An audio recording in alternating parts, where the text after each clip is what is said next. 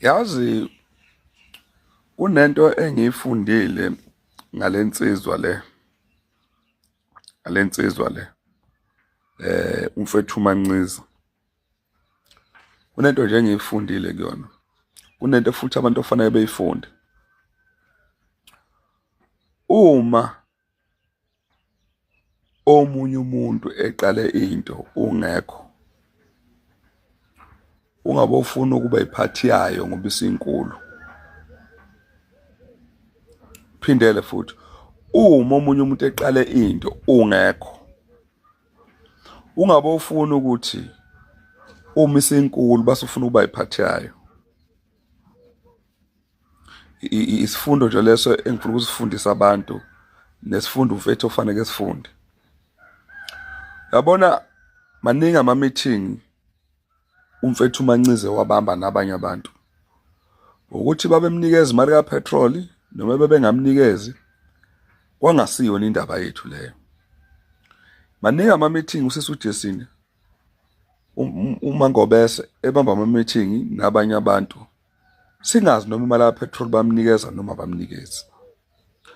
Akungathi uma ubaba uPhalo Mthakathi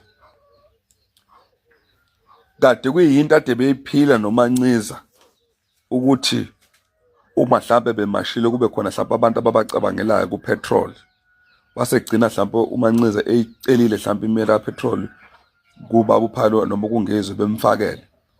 Akungabi sengathi kuyimpoqo lokho ukuthi uma ubaba uPhakela benongezwe sebene meeting nobuholi obukhulu, base kufuneka ukwaziwa yonke into in details because of asiyazi mission yabo, and futhi asiyazi nemission kamfethu uManxiza, and futhi asiyazi imission kaSisi uJustin, ngoba khona ofanele siyibuze yona South Africa ukuthi lezi imali zokuhamba wonke ama-province kunyuka namabhanoyi kwehle kwenyuka koSisi uJacinta, kubafethu uManxiza, kobaba uPhalo Mthakathi, sake sayibuza ukuthi iqhamukaphi. Lento ikuvezele ukuthini?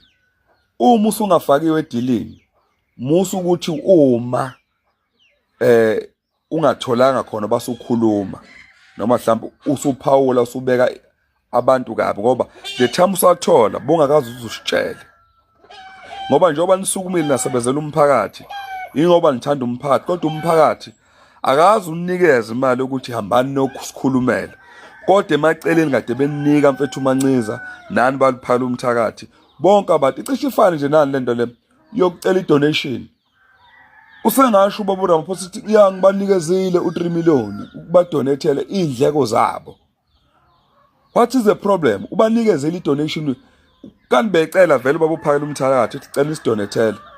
Yabo, ezinye izinto ayifuni ukuthi bafethu uma ungangenanga wena entweni, base ufuna ukuthi wena uze abantu noma mhlawumbe icontent ephushwayo igcina sengathi isade libuya ngakwena. uManxiza nje ngifuna ukukhohlisa mina, focusa entweni yakho yokuthi abantu bethola umsebenzi, ubatshene futhi umsebenzi ukuphi nendawo ngasiphi isikhathi befike bezofaka ama-CV.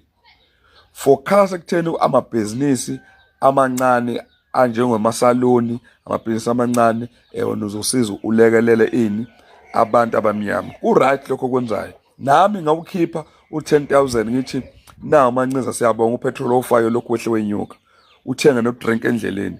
Akusilona-ke iphutho lokuthi isamba umongameli usikhiphile uma ukuthi usikhiphile.